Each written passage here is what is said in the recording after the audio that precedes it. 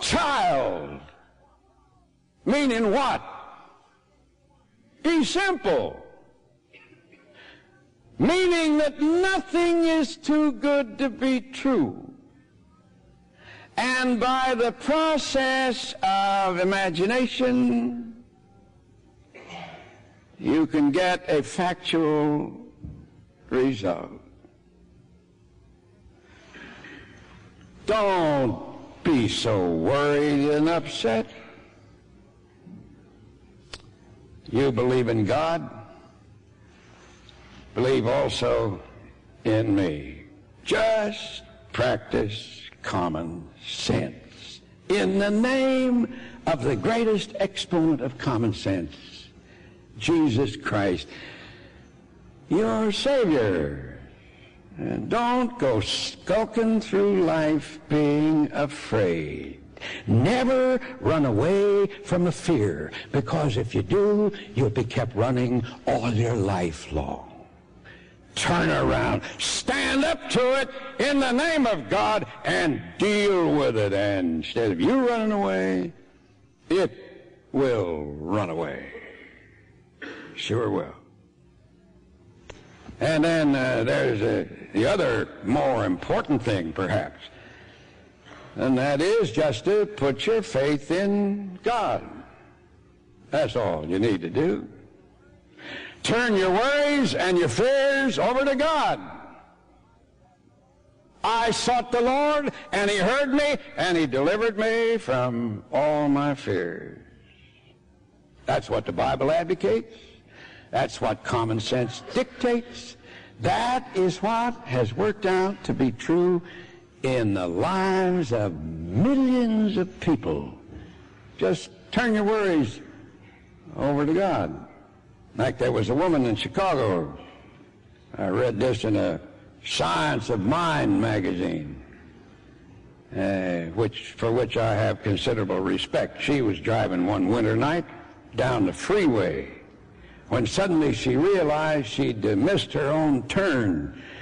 And therefore, being a law-abiding citizen and it being against the law to make a U-turn, she went off the freeway and went into a little side street to make a turn so she could come back onto the freeway and retrace her direction.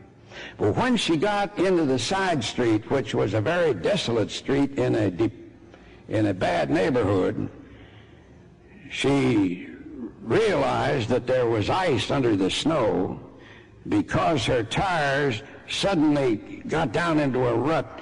And with all of her skillful driving, either by going forward or backward and rocking the car, she couldn't get it out of the rut.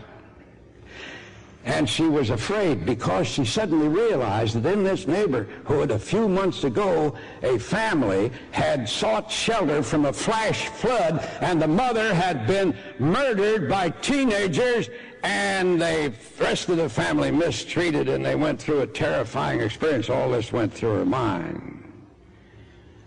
And then she looked across the street. The only building was a shabby-looking grocery store with dim lights and two men standing in the front of the grocery store. And they started across the street. And she locked the door. And she said, "Dear Lord, you are with me. I love you. You love me. Bless those men. Take care of me." The men passed by, talking, and went on up the street. She tried to move the car again, but couldn't, and then she saw behind 3 parked cars covered with snow, she saw movement. And then she saw 4 boys. And then she thought, young people are always so generous, they'll help me. And then the 4 boys disappeared. And she tried to move the car again, but couldn't. Then she decided she'd get out and see if she could push it. She did, but failed. She got back in.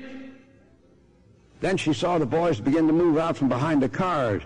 And in the reflection of her tail light, she saw in the hands of one an open switchblade knife, and it gleamed in the light of the tail light. And immediately she was terrified. She took her money, her keys, and she took her credit cards out of her pocket and left the pocketbook on the seat. Maybe they'd be satisfied with the money. Maybe they'd want her also. Then she said, this is no way for a Christian to act. Let me be quiet, dear Lord, she said. Bring my faith out. You are my Father. You're the father of those boys. Take care of them that they will not commit a crime. Take care of me that I will escape. And then she said, I rocked the car and the wheel moved and the car moved out of the rut, and I went on down the street, and I could see through the rear window the 4 boys standing there in astonishment. You say, well, you know, lucky, huh? What is luck?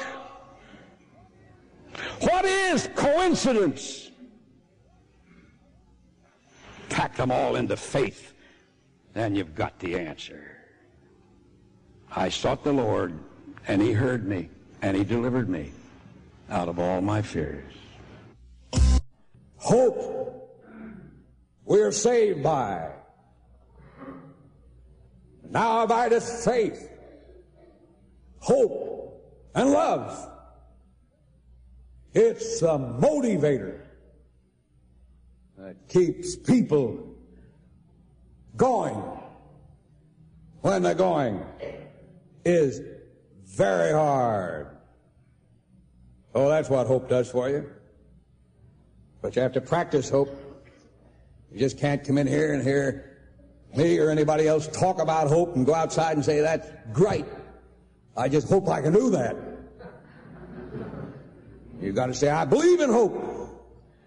I'm going to practice hope until I become a hopeful person. And of course, hope is a glorious thing in that it always reminds us that something better lies ahead. And something better always does lie ahead, if you believe that it does. These something betters that we want, how do we get them? We create them in our own minds first. Do you want something better? Where will you attain it?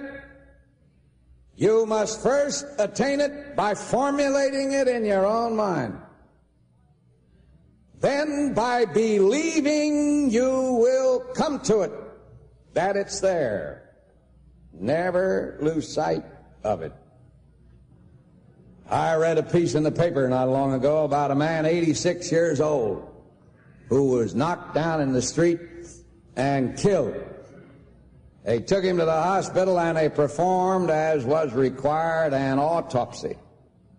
The surgeon who performed the autopsy said to his colleagues, just look at this.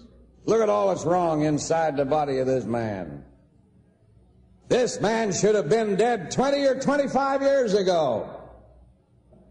And they tell me that he was in pretty fair health and would have lived on had he not been knocked down by this automobile and killed.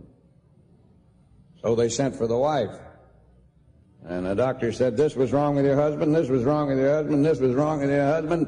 His insides weren't in very good shape. Your husband should have been dead 20 or 25 years ago. How come he didn't die when he should? Which is a kind of a scientific way of putting it. Well, the wife said, I wouldn't know why he didn't die when he should. But I will tell you that Always remember that no